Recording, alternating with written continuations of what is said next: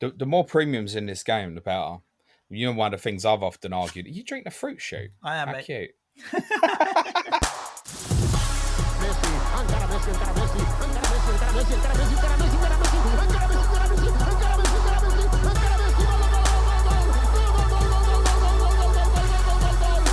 Fantasy Football Show. Hello, everybody, and welcome to Planet FPL, the world where everything revolves around Fantasy Premier League. My name's Serge. And my name is James. And it's been a nice little break. I have to admit, James, this last kind of 5-6 days of not having any football has been quite not having any FPL to worry about. I should say, forget not having any football because the mighty England marched on yesterday with another crushing victory over the Giants. It was such a thriller. Andorra. I didn't even watch it, mate. I bet Gold and Sullivan were squirming in their seats thinking, oh, we could have had this guy, Jesse. We could have had this guy if we had only got our wallets out. Well, you've bought your Croatian fella, haven't you? Whose name's escaped me already. Vlasic. Nikola Vlasic. Yeah. So, it's not that there's not been any football, but truth be told, there's not been any FPL to worry about. It's been quite nice to have the intensity of all the preseason, first few game weeks, madness of the transfer window, to take a bit of time away from it and then now come fresh into this week. I do feel recharged enough to get my head straight for FPL, get my head straight, obviously, for Sky, for those paying that is even more important because of overhaul. And here we go again for the next kind of stint before you and I might have been able to take our eyes off it a bit. I'm not sure the majority of the listeners have been taking their eyes off it. Yeah, I don't know if they have. But I really took the view that there was no point in worrying until the transfer window was fully closed and the internationals were basically out of the way, so we knew what injuries and suspensions and nonsense with quarantine we had to deal with. Other than that, there was literally no point in looking at it, other than if you were desperately trying to battle a price rise or price fall. No, I'm getting a lot of questions. What do you think of this? What do you think of that? And my general answer is please wait till the internationals are finished. I mean, I take it you've seen the chaos of what happened in Brazil last night. Yeah, the medical staff on the pitch or something. I didn't really understand. The game was like 5 minutes old, and CONMEBOL, who's the Confederation of South American Football Association, their officials marched on the pitch to take the Argentinian players off who weren't meant to be there because their documents, the two Villa players and the two Tottenham players, their documents have been falsified to say they hadn't been in the UK. It was fairly fucking obvious that they were in the UK, right? So I just like to point one thing out on that is it's highly likely it's not the players that have lied, and it's probably likely that Argentina haven't lied either. It's probably someone's gone fill that in and just put, oh, well, they haven't been in the UK. Knowing that they had, obviously. No, I don't even know if it's intentional. I think it will come out in the wash in the next few days. But the players haven't gone, oh, shit, should we hide this? I mean, I know footballers get bad critique, but they're not that silly, right? No, but it's, of all the things to try and hide, it's a bit bloody obvious, isn't it? Billions watching around the world the Premier League, yeah. I mean, obviously you're not going to hide it, are you? No. But how did they even let it get to the point where these guys were named in the team and the game was allowed to take place? And for 5 minutes? That just seems a very weird amount of time. It's the biggest game in world football outside of Europe, right? And it gets postponed 5 minutes in because there's a couple of people there who have put something wrong on a form. It's a bit of a nonsense. Anyway, the point being is, so take me as an Emi Martinez owner. I know I've got to get rid of him. But right now, I don't know if I'm about him for 1 week or 2 weeks. Yeah. If you're sitting there with Emi Buendia, someone listening to this podcast will be sitting there with Emi Buendia. He was taken off the pitch yesterday. Did they put him in jail? No, I think they've already gone back to Argentina. And we don't know if the Villa and Tottenham players are going to go and play this game against Bolivia on Thursday night or if they're going to come home. The supposed agreement was they were going to go and play the Brazil game and then come back, go to Croatia, do the kind of quarantine training there, then come back to the UK. So they didn't have to spend 10 days in a hotel. So we don't know if they're going to play this Bolivia game or not. So if you're sitting there with Emi Buendia, you might have been getting into this week thinking, well, I was going to bench him against Chelsea anyway. Then I've got Everton at home the week after. And don't get me wrong, you're probably sitting there thinking you were selling anyway. But the information on a lot of stuff is still so important. Have you seen the Lukaku information this morning? I haven't, no. So Lukaku's got to go and have a scan on something. He's got a slight problem. He needs to have a scan on it. What does it mean? He's now yellow flagged. So I did see. Stop rushing. I did see. I mean, if you went early, if you made early transfers and you went early, fine. You've done it. I get that. You went early. Don't do it now. If you've waited this long, please wait till at least like Thursday or so. Yeah, nothing's worth a 0.1. I haven't been completely under a rock. I did see Laporte came off at halftime with an injury, which meant, at 5.3 million, I am all over John Stones like a if he's bad play. Rash, mate. Yeah. So if Laporte was out for 4 or 5 weeks, then I'd be what you think Aki's going to play ahead of Stones. Not with the fixtures that Manchester City got coming out. I mean, it wouldn't surprise me if John Stones played against Leicester away, Chelsea away, Liverpool away, and Aki played against Southampton at home. You could see that. I mean, that's the point. Do you want to steam into John Stones at 5.3 when 3 of City's next 4 fixtures are Leicester, Chelsea, and Liverpool away? I mean, it's tough, right? Yeah. They weren't great in the one away game we have seen them have so far this season. Yeah. So I suppose it's kind of leading on to where we are with our teams at the moment. And this episode, as James would have highlighted on Twitter for those that follow there, we're going to be able to get into quite a bit more Q&A, mainly because there are no games to focus on from the weekend. But we'll give you a rundown of where we are with our teams, as well as talk about the big man, CR7, a little bit, and then also get into this Q&A. And I'm sure there's going to be a lot of good questions. That's about 45 on Twitter, James. So I've had a quick scan through, and there's some different questions as well, as opposed to straightforward. Is there questions about Ronaldo? Should we Ronaldo or not? Of course, there will be a couple, but we'll answer those off anyway. How are you feeling anyway about your team? Well, I've had a good start. I've been very fortunate. I think I've had some lucky breaks so far. I've made one transfer since game week 1, which was swapping a 5.0 forward for a 4.5 forward, which looks like the first mistake of the season, because the transfer in hindsight shouldn't have been trying to find a 0.5. It should have been opening up the problem. And the problem was Konstantinos Tsimikas, which it just completely blocks any thoughts of Diogo Jota for me at the moment. And it blocks me because I've got other issues. And admittedly, there were issues that I couldn't necessarily see going into game week 3, like Ricardo Pereira picking up an injury. But there's a number of combinations that I'd potentially like to do, which would mean putting Jota into the squad. And obviously, I can't do it. Because if I move Tsimikas and I put in Jota, that's ignoring the fact I've got Pereira injured and I've got Noemi Martinez probably for the next 2 game weeks, so therefore no goalkeeper. So this comes around to a need versus want, right? Would I like to throw Jota into my team if, and we don't know yet, Roberto Firmino is going to be out for 3 game weeks? Yeah, of course I would. That's something I would like to do. Do I need to? No. It's getting... I could be looking at taking -8s, -12s this week, and I'm not going to do it because it's need versus want. And actually, my squad, I've got some players with some difficult fixtures this week. Like Harvey Barnes is not doing well. He's got Manchester City at home this week. But then if I come through the other side, assuming everyone else is already sold, it's Brighton, Burnley and Palace. And then it's not a problem. You could say, okay, he's underperforming, but it's not a serious concern to have to want to get rid of him. I'm going to need to leave that this week. I'm possibly going to have to play Luke Ayling against Liverpool, which doesn't look great. But then we've highlighted Leeds' brilliant run of fixtures from game week 5 to at least 10 afterwards, where I'd be quite happy to play in most game weeks. The first thing I need to deal with is a goalkeeper. I haven't got a goalkeeper, possibly not got a goalkeeper for 2 weeks. And it's an easy way to find money. There are only 2 goalkeepers in consideration for myself. Jose Sarr of Wolves. So we've spoken about this brilliant run of 11 game weeks. And for someone who's not set to, but kind of looking to wildcard later, i.e. around about the end of Wolves' good run, feel like that can go in and I can forget about it.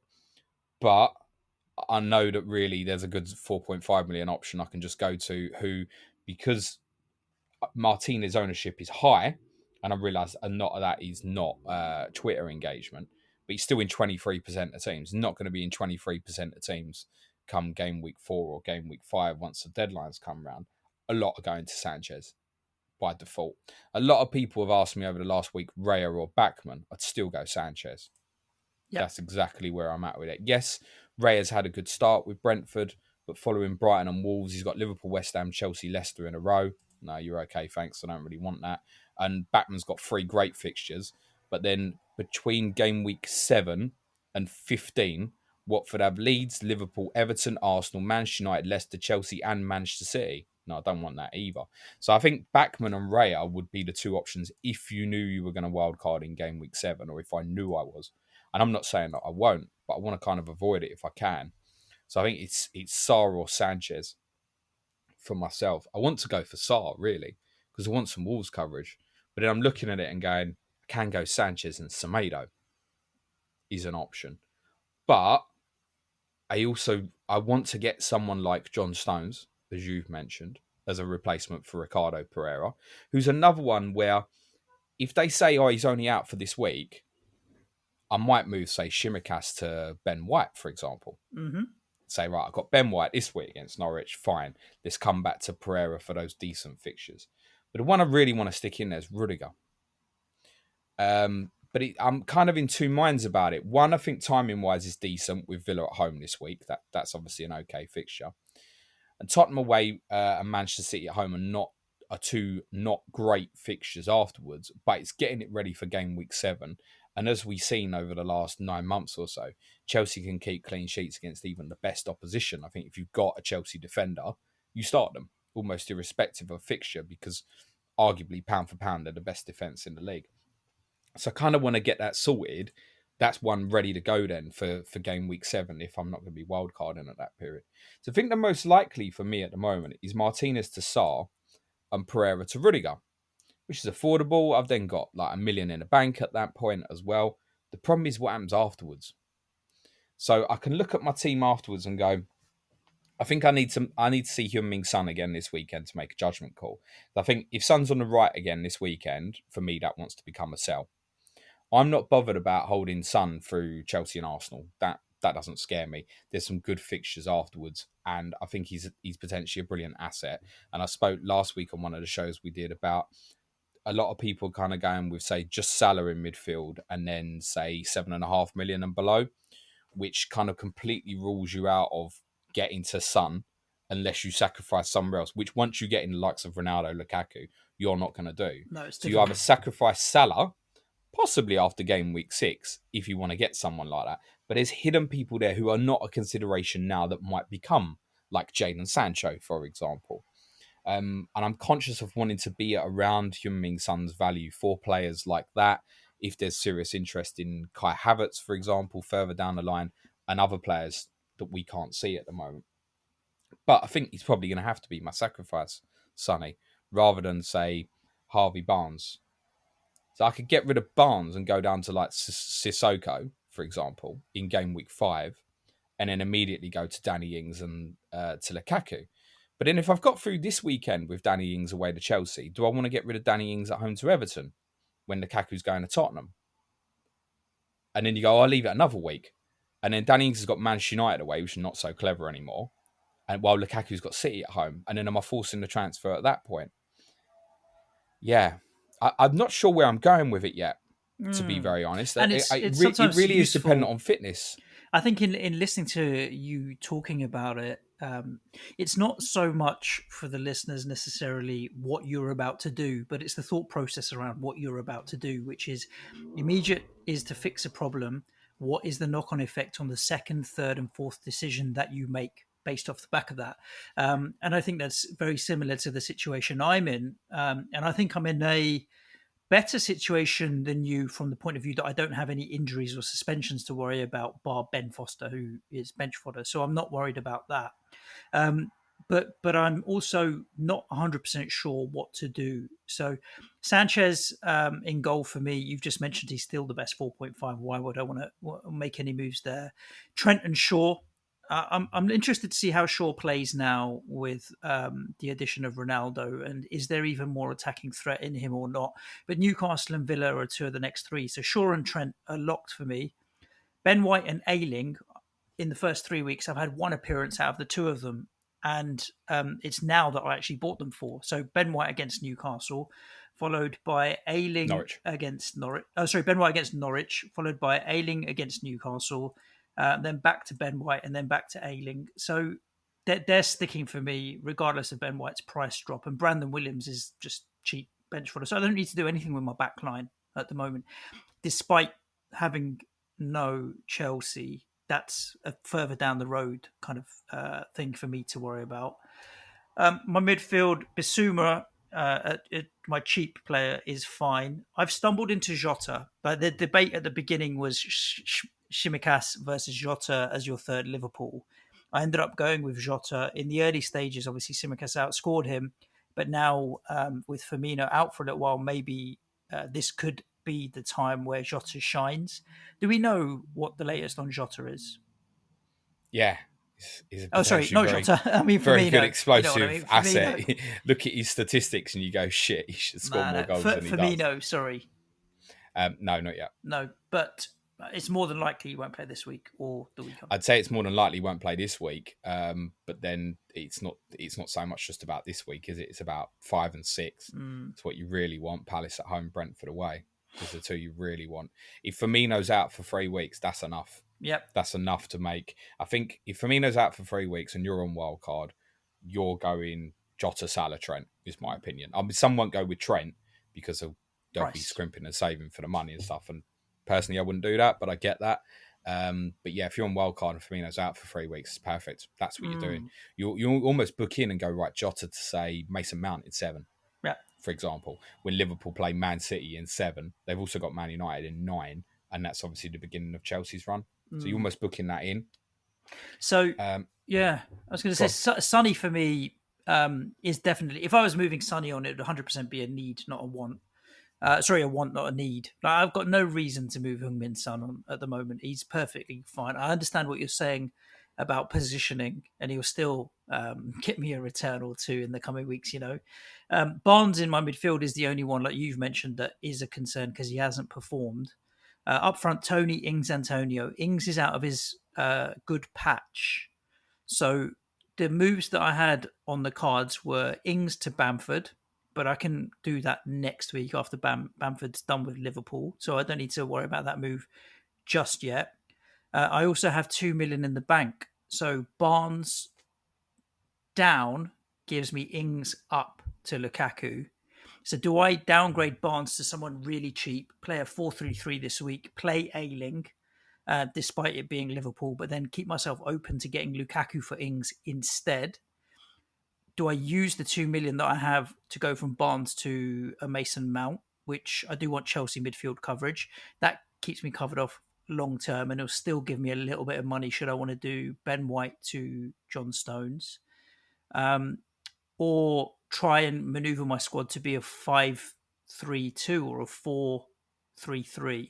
Because I still have Ivan Toney in there. So this 2 million in the bank and what to do with the 2 million is kind of my question here now. Do I spend it or do I not? And I'd rather not spend it, which means a sideways or downward move for Harvey Barnes. He's the one in my squad that I could move. I may just get Ings to Bamford done, to be honest with you, and see what happens with Harvey Barnes. How much more money would you need to find to go Ings to Lukaku? 1.5. So I'd have to go 5.3 for my Barnes. So that would rule you out Damari Gray. Mm-hmm. What state would you be in if you went Barnes to a 4.5 mid this week? In what sense? For my team? Yeah. I'd just play Luke Ayling.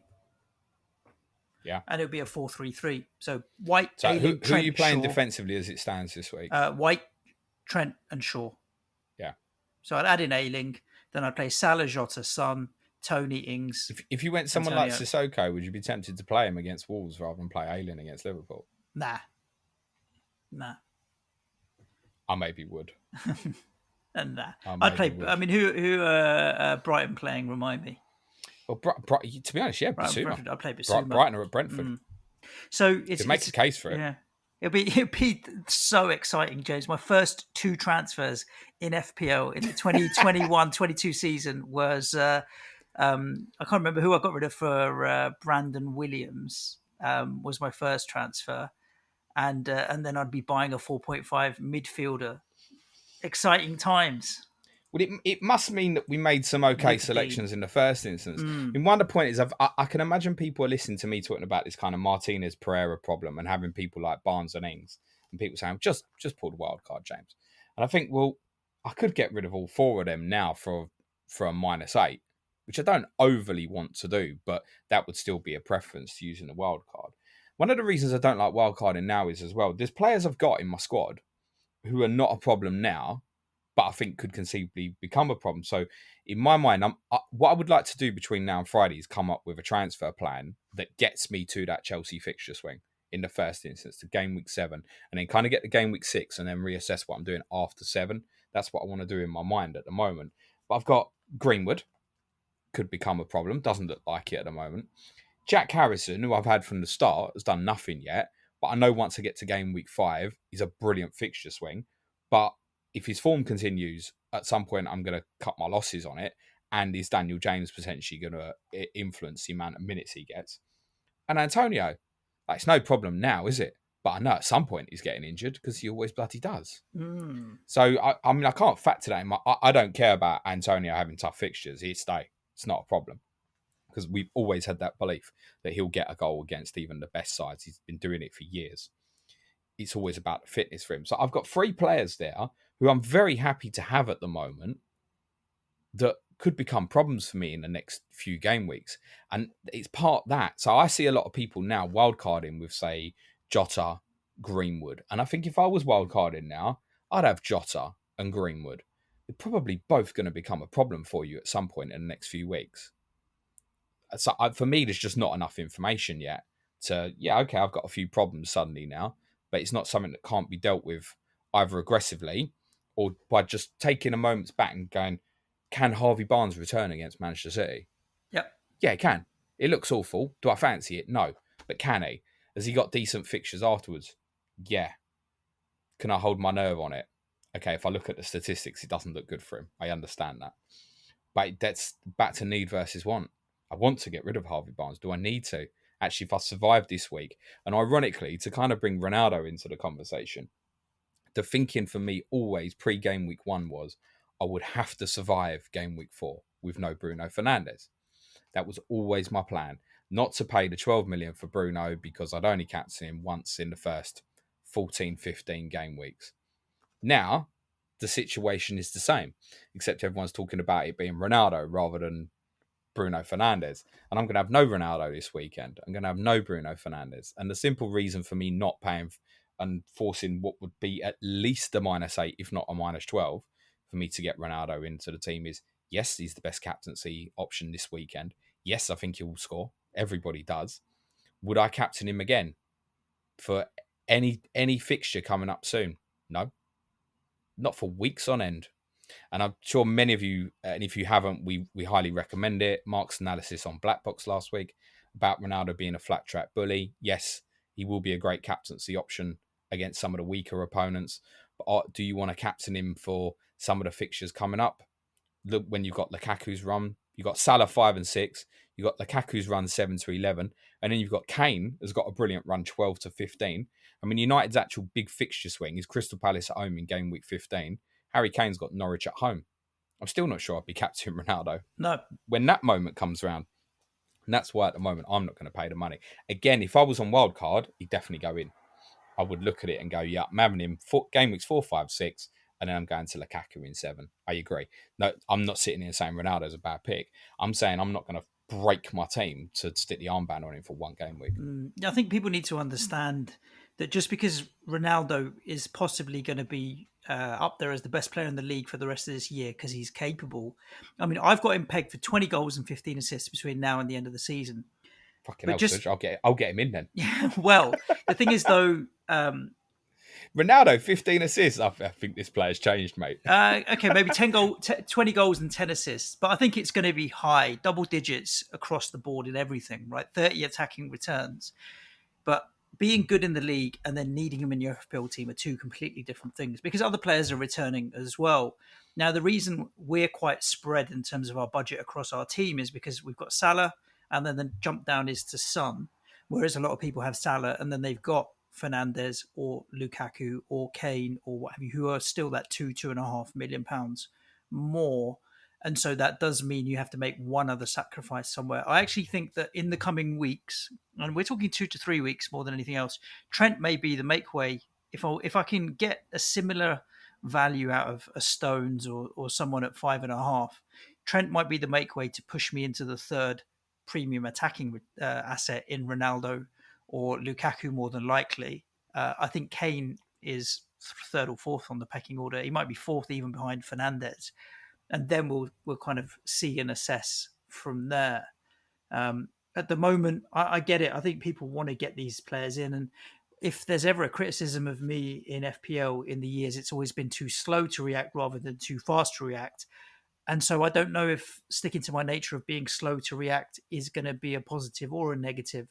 But I think in the past, it's not often been a 4 or 5 way decision. It's normally A or B. And right now, it's A, B, C, D, or E kind of question, and a combination of those as well. So it is a little bit tricky. And the fixture things are still 2 or 3 weeks away. So if I can kick the can forward a little bit, I may do that. So I think thinking about it, Barnes down to something cheap to give me the money and 2 free transfers kick forward again might be the best option for me. For me to get Ronaldo now, it would have to be a -8. I would have to sell Heung-min Son. And the player that I would want to get, Jota, I wouldn't be able to get. Mm-hmm. Just doesn't. I can't justify it for me. -8, and in doing so, I'm going to be taking the captaincy off of. I'm almost definitely going to go Mo Salah captaincy this week. And again, I 100%. I think Ronaldo is the best option this week, but I'm taking a -8, and I'm moving the captaincy of someone who doesn't have a bad fixture, like Liverpool can't blow Leeds away. Of course they can. So for me, it's just not worth it. Manchester United are a bit of a question mark at the moment, aren't they? Because Rashford's still not back. Jadon Sancho, they didn't pay the best part of £80 million to leave him on the bench as well. Mason Greenwood's in great form, so doesn't justify getting dropped. How they line up when everybody's fit and available will be interesting. I reckon 2 or 3 out of the 5 will have their places cemented. You'd think Ronaldo and Fernandes are cemented. Sancho, Rashford, Pogba, Greenwood, Martial, Cavani. Well, Martial is so far down that list, mate. Is he? We started the last game, didn't he? I think injuries were more to do with that than his place in the pecking order at Manchester United. Yeah, I think the one thing just to add, which I don't see many people talking about, but I think the addition of Ronaldo has probably moved any idea of Pogba being an asset off the table. He's going to have to go back as one of the 2 in midfield deeper now, isn't he?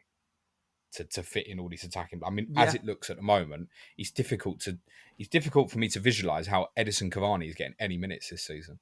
Well, why does it mean that Pogba has to sit deeper? Because we were talking about a 4-1-4-1 with Pogba and Fernandes as 2 10s with 2 wide players. And then Ronaldo up top. I mean, Rashford on the left, but Solskjaer hasn't done it yet, has he? No, we won't know yet, and I think that's what it comes back down to for everybody to bear in mind. We don't know. Yeah, I can, like with Greenwood, I can see a problem coming. But again, if I was on wildcard now, I'd have him, and I'm definitely not getting rid of him at the moment till at least the tougher fixtures begin to come round, or I kind of switch it with someone like Mason Mount for Chelsea's fixture run.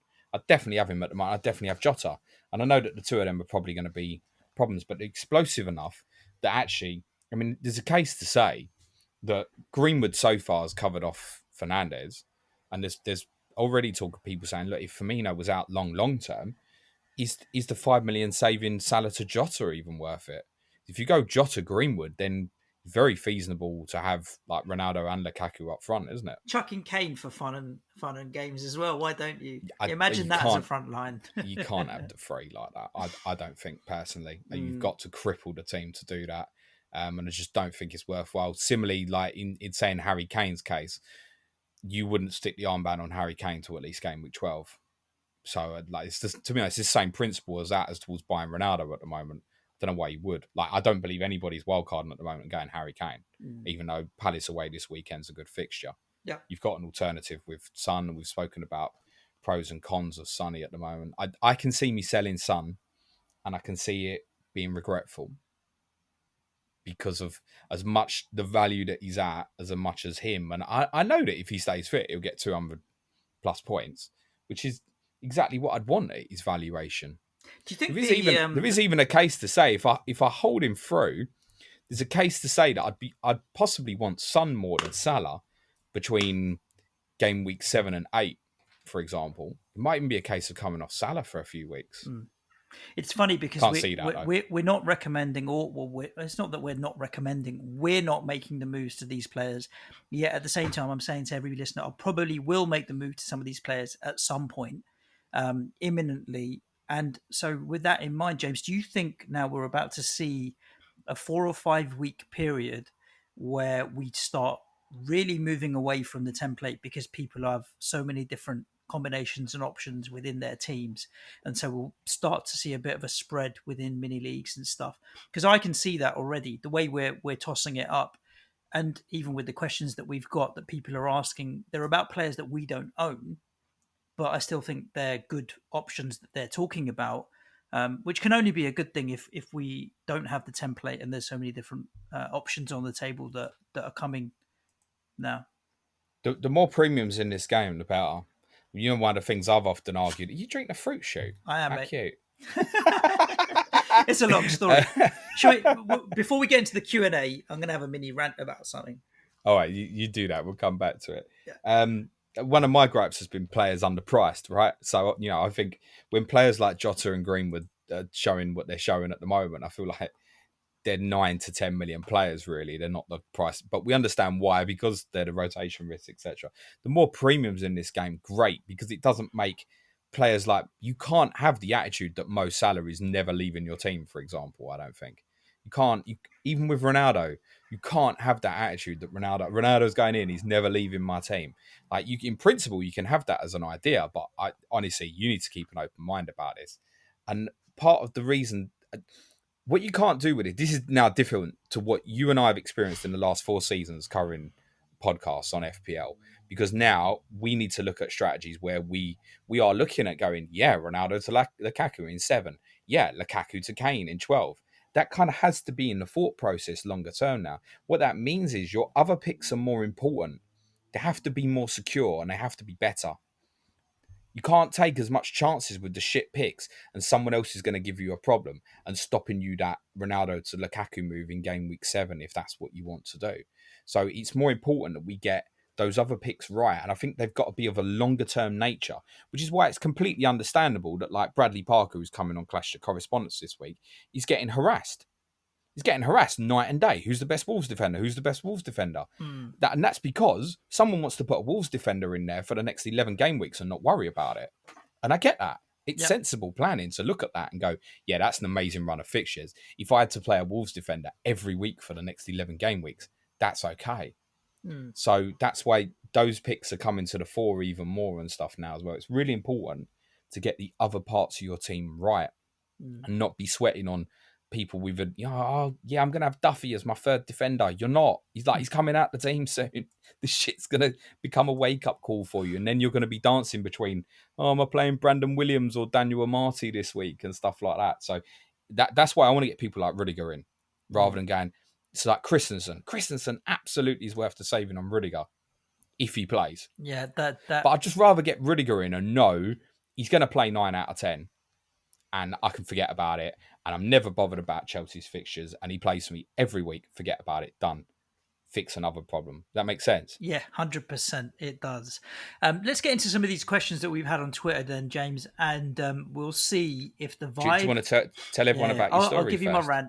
It's a rant, not a story. We love a rant. But I'll be interested when we get into the Twitter questions if the questions that people are asking are about the non-premium players, because then it would mean that their mindset is around how do I sort out the rest of my team, because the 3 or 4 that are premium that I can jump between, I can save my transfers for that then.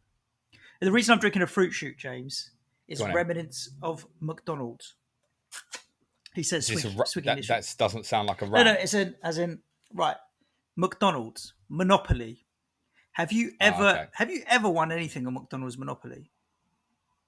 Maybe like a free burger or something like that. Yeah, Free like fries, years something like ago. I can't remember the last time I ever even bothered with it. They bring that. it You're in out. McDonald's every day. We can get you counselling. No, I don't. This is the thing, right? But it seems to me like the most pointless marketing thing that anyone does anywhere, because I don't know anyone that wins anything or gives a shit about it or collects the little stickers that they waste printing and putting on all the burgers and the bottles and whatever else they do.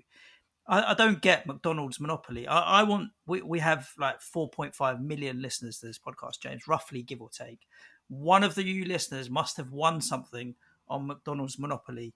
Tweet at Planet FPL Pod at Such and Shock, because I want to find someone that's won something from McDonald's monopoly, because I don't think it exists. Don't send us. You won your free apple pie. Yeah. Like, I like proper shit. Proper. You won the car. Or yeah. Every like time I see McDonald's monopoly, I'm like, why did they do this shit? Because it just seems like but presumably someone does win the car, don't they? I think there was a TV documentary about how it was all fixed once. I can't remember. It must be on YouTube somewhere. Wasn't it a major scam in America? Wasn't it? I think they that's a scammed docu I've been meaning to watch, actually. Oh, fair play. But in the meantime, we're busy watching documentaries about Bury FC, which we'll talk to you about at the end of the show, previewing the content for the rest of the week.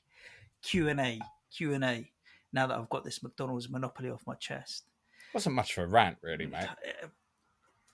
All I will say, the rest of us are more ranting about the fact: did you choose the fruit shoot, or was one of your kids left that? No, they have nothing else in stock. It was that. We didn't have Coke or nothing. Nothing. It was Oasis, Sprite, or Fruit Shoot, or hot drinks. How does McDonald's not have Coke? Brexit. That's a milkshake. pod. That's a pod no for milkshake. Another day, mate. That's a pod for another day. The supply chain issues caused in the UK as a result of COVID and Brexit. You should have voted to remain, Such. We'll talk about it another day. It's genuinely going to be a difficult Christmas. No drinks in McDonald's. Let's get into some FPL questions because they are more important. I'm going to start at the bottom and work my way up. FPL telling. So this is a question mainly for Suj, but how do you feel West Ham's form and performances will fare once the Europa League kicks in? And will they prioritise a good, strong run in Europe? It's interesting that, it kicks off on the 16th, so we'll find out early next week. The first game, middle of next week, is against Zagreb away, early kickoff. All I would say is this, James, you might agree. Fabianski, Ben Johnson, Dawson, Diop, Masuaku, Noble, Kral, Yarmolenko, Lanzini, Vlasic, and a striker. Carlton Cole. Well, if we could drag him out, maybe. I think that team will be good enough to get us through the group. I think that team will be playing Tottenham in the last 16 of the Europa Conference League, mate. I think we'll get through the group. Or put it this way, it's enough that we don't need to... I don't think everyone will play every Europa League game, but I also don't think we'll make 11 changes. So take out Noble and play Rice for the first 60 minutes. I think play Bowen in one game and Ben Rama in another. There's enough depth to rotate half the team to keep it moving in the Europa League. So what you got to remember is as well in the case of West Ham's case, if we take, Antonio's the important case, right, from an FPL perspective. If we take West Ham as an example, and even take Antonio as an example, what you got to consider is this: Mikel Antonio wants to play in the Europa League. Of course, Mikel Antonio does not want to get told you're not playing in Europa League. We need to rest your hamstrings, which would be the right decision for the football club is actually for him not to play in that group stage at all, because you can probably negotiate it without him. But he's going to want to play in it, of course, and it will be the same for every other member of that squad who's, other than like say Kurt Zuma, who's just joined you and stuff, haven't played European football for at least a couple of years. They're all going to want to play in this competition. So the sensible way to treat it is, you go, right, so look, we're going to play Rice or Souček in one of the first two games, and we're going to play the other one in the second group game. So everybody gets a little break now and again, and you mix and match, and you keep 5 or 6 of the starting 11 constantly on a rotation and plays in the competition and feels a part of it. And obviously, from a fan perspective for your guys as well, like, you'd be gutted if I said to you now, you're out in the group stage, having not been in Europe for all this time. You want to do well in it, right? Not at the sacrifice of a bottom half of the sacrifice of what? Finish. Finishing 6th again or something? It's more around consistency and just, I think long-term success is built on consistency, not on one season flash in the pans.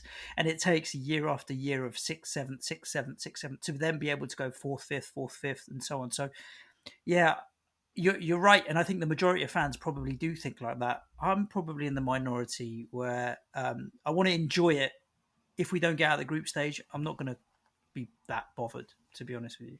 Can I But just say I'd want to that get into it again I next reckon year. the majority of the listeners, his ownership is now up to 50% in FPL. Who, Antonio? Yeah, the majority of that's mad, isn't it?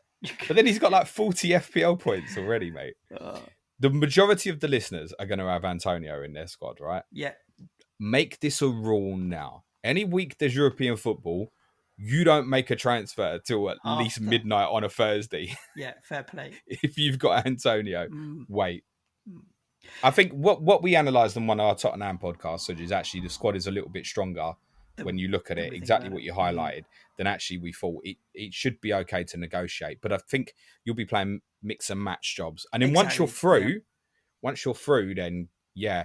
The other thing that's different, and it's worth remembering in the Europa League and the Europa Conference League that's different this year is if you win the group, you skip a round. Right. So there's a last 32 and there's a last 16. The winners of the group go directly to the last 16. Okay. The runners-up go into the last 32. And it's the same in the Europa Conference League as well. So even when you think you're through, you may find yourself going right to the ends. Because listen, if you put a stronger team out in match day 6 of the Europa League, and that gets you to skip 2 games in February, that's better actually, isn't it? Yeah. Since when did they start? You need a university degree to understand how the knockout and group stages work in UEFA tournaments. It's pretty stupidly complicated. It's what I'm here for, sweetheart. I'll get you the certificate. FPL Quinner says, "What's your verdict?" I really don't want a fucking UEFA certificate. Thanks. No, it's the Planet FPL Pod degree in UEFA competition formats. Yeah, who did agree with me? Man-child. I didn't have to study for much, did I? FPL Quinner wants to know, verdict on Trent as a midfielder. I guess this is coming from, obviously, his different role for England. We'll cover that very quickly because it's the completely non-FPL question. But I didn't watch the game yesterday, so it would be inappropriate for me to comment. I'm not surprised it's been tried. It's something a lot of people believe that it will go on and become a midfielder eventually. I think it's very different. You have to have your back to the play a lot more. And I don't think he's a player who likes it. And I think he'll need a lot of development to become, the next Philip Lahm or Josh Kimmich or something who can just naturally kind of play between the two positions. He's definitely best as a right back at the moment for me. Yep. We have David H, FPL_Gills, who says, what are your thoughts on Adam Armstrong? Is he a viable option as a third striker? Viable, yes. And we get, obviously, with each week that goes by, we're getting closer to the point where Southampton might become a serious interest for us. I think West Ham, Man City and Chelsea inside the next 4, and the fixture I'm missing is Wolves, suggests to me I wouldn't be in a rush to do it. And it's more about that transfer obviously accommodates you having another player is obviously what the thinking is. It's not really about Adam Armstrong. It's about I want another player, and Adam Armstrong's part of the deal. Yeah, he could do okay. I mean, I said last week that I thought he's a player who, in theory, could score in any game because he wants to get in behind all the time, and the pass has just got to be right. Southampton are a moody team. Like, they could lose to anybody. They could lose at home to Norwich. Easy. But they're capable of surprising teams because they're still decent going forward. And I think, yeah, Armstrong is not the worst shout. You just have to know, I think he's one of them, if you go there, you'd be staying there for a while. Yeah, I agree with what James has said there. For me, I don't like much below Armstrong's value at 6 million. I don't know. I don't like anything below it. Well, yeah, okay, that's a better way of putting it, to be honest with you. So for me, I've got Ivan Toney at the moment, and he's going to stick around for 2 more game weeks. I've kept him this long. I'm not going to sell him before Brighton and Wolves. And Adam Armstrong has West Ham and then Manchester City, so it makes sense. But post that game week 5, if I'm still rolling my 2 transfers, I want to find 0.4 or 0.5, then Toney to Armstrong would be one way of doing it. And then my third striker is not absolute dross bench fodder, which I don't want. We talked, James, about making sure the rest of your squad is fairly secure at that level. I do think Adam Armstrong's locked. in that Southampton team. He's not going anywhere. So for me, it's a decent shout as the third striker. And come game week 6, every chance he will be. Have you given any third thought to striker. going to Jimenez this week? No. And there's one reason why, James. Bamford. You'd prefer that, yeah? Next week. Bamford's fixtures get better next week. But my intention pre-season, if you'd said, what do you want to do game week 4? I'd have looked at it and said, possible Arsenal entry, which doesn't appeal as much now, although I could still go to Ben White. And the thinking would have always been Ings to Jimenez. Would have always been the thinking. And I think if I could make that transfer for free, I would do it. Raul Jimenez is not a player I would ever want to take a hit for. Because I just don't feel like he's a player who's ever going to get more than the one return, even with all those good fixtures. So I always feel like it's a transfer that could just wait a week till it's free. He's not completely out my thinking though, Jimenez. He's the Wolves attacker I'd go for, personally. I'd pay the extra for him over a Traore or something. You've said it on Twitter and you've said it on the show before. Do you really believe it that things are going to come into place for Wolves? Because they've not scored a single goal, yet they've had a ton of chances. And if you were really a gambling man, you would look at it and say the odds are stacked in Wolves' favour now. They're playing the right type of football. They're playing attacking football. Traore's in the team causing chaos alongside him. Goal Jimenez, assist Traore is waiting to happen. You're right. He's at a price drop to 7.4. So he's that $500,000 cheaper than Patrick Bamford is at the moment. And their fixture run is great. So it's relative, right? No one's saying all Wolves are going to challenge for a Champions League. No, but I would have a bet with you on what I've seen so far. When Wolves come to play Liverpool in game week 15, they'll be playing them as a top half team. Okay, let's have a look at Patrick Bamford. So he has roughly similar in terms of the length of good fixtures in a run. Let's call it up to end of game week 10 before they walk into Leicester and Tottenham. So game week 10, which is 6-7 game weeks from now, who scores more points, Jimenez or Bamford? Between now and 10, I think Jimenez. But I think it'd be very close. Yeah, 4 or 5 very points close. And probably one big haul, one of them going off in one particular game, might be the difference between Bamford. I guess it's possibly as well. I know that if I go Bamford, that's the third Leeds player. Yeah. And that would mean 3 Leeds players and Rafinha's not one of them. And I don't think I'd be comfortable with that. I've only got the one at the moment, so I'm okay with that. FPO_Bruno wants to know about Harry Kane. How does he fit into Nuno's tactics? I mean, Harry Kane's a striker, right? So he fits up the top. I was messaging with Mark from Black Box the other day, saying like, well done on the show and that. And he was asking me my opinion on Kane as well. And all I said to Mark was, don't worry about Kane. He went mental under Mourinho. If he went mental under Mourinho, he's capable of going mental under anyone, right? So very difficult to say on what I've seen in 2 games, because those who perhaps listened to my streams last Friday will know I'd mentioned about Tottenham played a 4-1-4-1 in the second leg in Europe. And I was really concerned for Son. Now, it was back to the 4-3-3 in the league game against Watford. So far, I've seen 2 games with 2 different systems. So it's very difficult to place it. What you can certainly say is how Harry Kane will play for Tottenham positionally is going to be very similar to how he's always played. It's not going to make a lot of difference. And in front of goal, he's one of the best on the planet. Don't overthink it. John_Jacob wants to know, is Ronaldo a bad triple captain punt for his debut? I would not be triple captain. Very, very simply, the majority of people in this game are going to be triple captain Romelu Lukaku this season.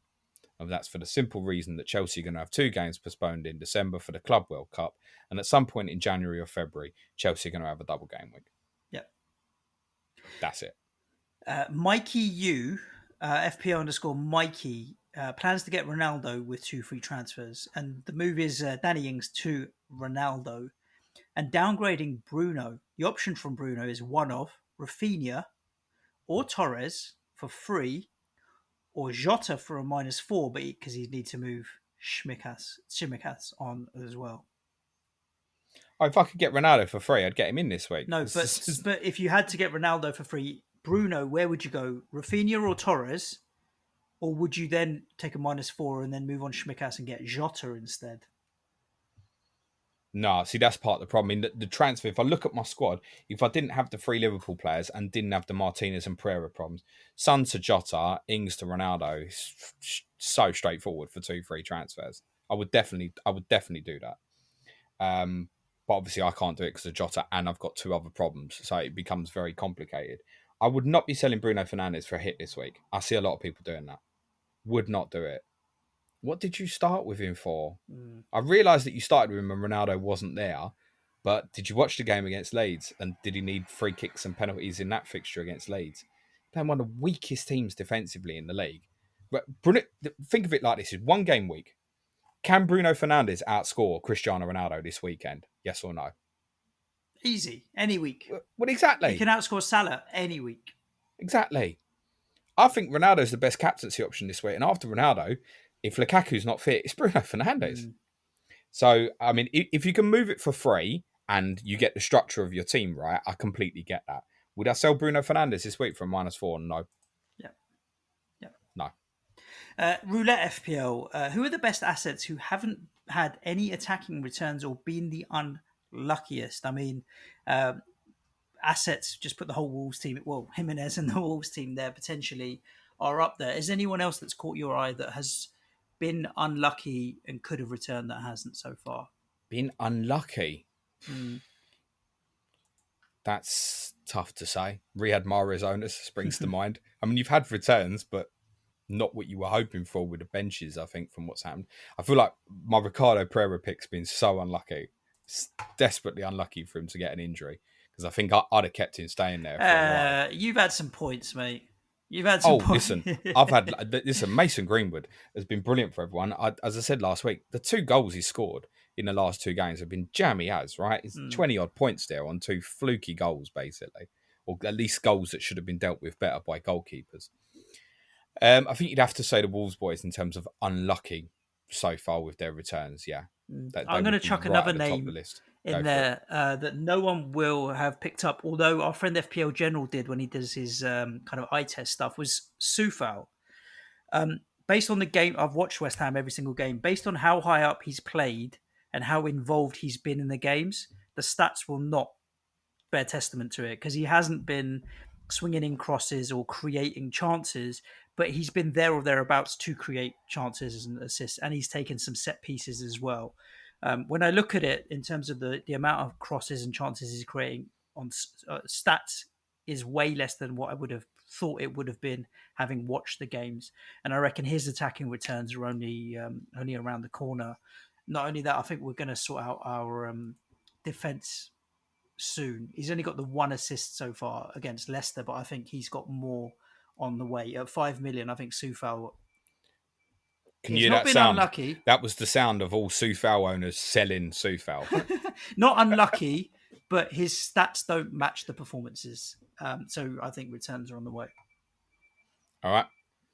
Right. I'm going to skip a couple of Ronaldo questions, James, because we've covered him to Please tell me someone hasn't put in the question something like, should I buy Ronaldo? Jarvo wants to know, I'm sure you'll cover Brazil versus Argentina anyway, but what on earth does that mean for Premier League players returning? Honestly, on top of that, Tom wanted to know, have you seen what's happening in the Brazil versus Argentina game? Why did they wait 5 minutes? I don't know. He's not all out in the wash yet. Like I was reading an article by Jack Pitt-Brooke, who's the Tottenham correspondent and The Athletic. And he kind of closed with saying, and I still don't know when they're coming back to Tottenham. Like, there isn't an answer. Now, Romero and Lo Celso obviously doesn't matter from FPL.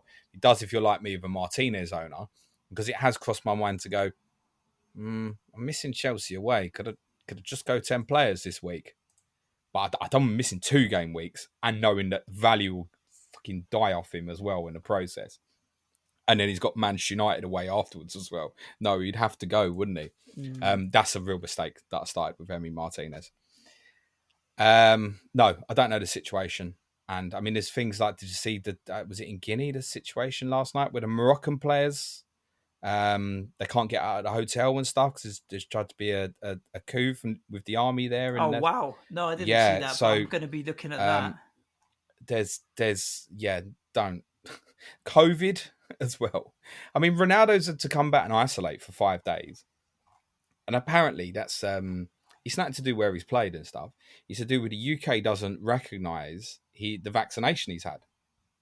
So is this going to be a problem in game week 8 as well? That's another Brexit problem, James. It's because we're not part of the EU in terms of the recognition of the vaccines. So we're hearing about Ronaldo, right? Yeah. How many other players are there like that we don't know about that potentially have been overseas and they're coming back from somewhere and the UK doesn't like their vaccination and says, no, actually, you got to isolate for 5 days. Is there a load of players going to come out like that we don't know about currently? I cannot, like I said, if you made early transfers and went early to get the value, I accept that and you've done it. But honestly, I told one person last night, someone said, I can't put the app down. I said, put the app down, log out for 4 days. Yep. Forget about it completely. Honestly, please don't make a transfer in the next 72 hours or so. At least get to Thursday or something. Craig Kemp from Man on Pod, shout out to Craig and those guys doing good work there as well, wants to know if the 4.5 million defender bracket is now an avoid for the foreseeable. Ayling is one of the only ones with limited appeal, and it's likely that game week 4 and 7 wildcards probably won't own any defenders at this price point. And we talked about it earlier in the season where everybody that was viable at that price, the Fofanas of the world and so on, all ended up with red flags and it was a disaster zone. We did a pod on it between game week 1 and 2, didn't we? About the budget defenders, and the kind of conclusion we came to was there weren't as many good options there as it appeared at first. Will be. First look. There will be at some point when they all become fit again, but they just aren't now. If I was wildcard, one thing I would say is if I was wildcard in fourth, if I was going 3 at the back, 4th and 5th defender would definitely be Livramento and Brandon Williams, and there would be no negotiating on that. Possibly, if Ben White drops to 4.3 before the weekend, you could make a case. But in terms of the 4.5s, I think, Ayling, Connor Cody, Max Kilman at Wolves, possibly. Llorente at Leeds, actually, might show himself as an alternative. And other than Ben White, no, I wouldn't look anywhere else in terms of that price value for other teams. Someone just smacked me in the back of the head and said, what about Tottenham? Next question, please, Sid. Davinson Sanchez is red flags, mate. So Davinson Sanchez is not going to play in game week 4. He's probably not going to play in game week 5 as it stands. And guess what? You're probably going to be lucky that it probably means Japhet Tanganga plays again this week. And then that might be it. Now we've bought Emerson Royal. Yeah. Rob Pick, on wildcard at the moment, aside from Antonio, who do you believe is the best striker under 8 million? Bamford, Jimenez, or another? Well, we talked about under both. 8 million. I can't say Danny Ings then, can I? No. Well, he's for 8 me, on the dot. If I was buying one this week, it would be Jimenez. And I think that's simplistic. I mean, it's a lot of people thinking it. There's that one moment, I keep speaking about it, that moment at top, when he played against us in game week 2, where he had the chance to head it at the back post and took a couple of steps backwards to think about volleying it. And that's the biggest thing that's put me off, is that one moment. Yeah. Because otherwise, his statistics, he's having plenty, getting shots away and stuff. It's not like he's not involved in the games. And you have to remember he's played 3 tough teams. So even the statistics will kind of back up going for Jimenez at the moment, and that he's underperforming, and it will come now the fixtures are easing. That's where I'd be going. I would personally suggest I'd be going Jimenez over Bamford. Yeah. I think the other thing to bear in mind there, the reason I'm like, squirming in my seat there, is just thinking about the alternatives. So, for example, Rafinha instead of Bamford still gives me attacking Leeds coverage that I would be more comfortable with than Traore versus Jimenez. Or any of them, to be fair. So I feel like if you still want to cover yourself off on Leeds, you can with Rafinha, and you can't with Wolves with a Traore or what have you. It's risky. It's not that you can. Mate, there's loads of people want to buy Traore, particularly this week. It's riskier, I think, is more than that you can or can't. All of the Wolves guys, if you look at their data, is going to make you want to buy them on what you've seen on what you've seen with your eyes this week as well. Just know in the case of Traore, all that space he gets to run at the back 4, you ain't going to get that space like at Watford with Atebo and stuff. It's not to say you can't do it, but in terms of the opening space, it's going to be different. Teams, no, that's not happening here. Yeah. No, teams are going to play differently against... You've got teams playing against Wolves now who are going to be thinking, we need to stop that, rather than other teams going to play Wolves and thinking, we need to beat these. Change of mindset now. In an odd way, Traore, for me, it stands out more in the bigger games. Yeah. Barry Allen. I have no West Ham players. I'm thinking Ings to Antonio this week. No brainer, I guess. I'd get it done. It depends if you've got no other problems to fix in your team and you're happy with everything else. I mean, Antonio's still 7.9, so he's It'll be 8 before you blink. So yeah, exactly. But it's still a bit cheaper than Ings. You can maybe bank that 0.1 and do something. yeah, with look, it somewhere. if you're in a position where Antonio now in a position he's going to start really fucking up. Well, he has already. He's going to start really hurting. Mm. So if you've got the luxury of being able to make that transfer this week, yeah, that's straightforward. Yeah, come on, Barry. Let's get Antonio to 50% It's boring ownership. because you're just pushing him above the 50% ownership, but it's the right thing to say is make the transfer.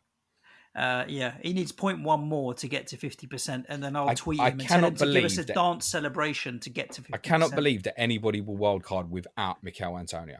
Yeah, agreed. Everybody can make a case, pros and cons, Ronaldo's, even Salah's, Lukaku's. You make pros and cons. I cannot make any con for not having Antonio at the moment.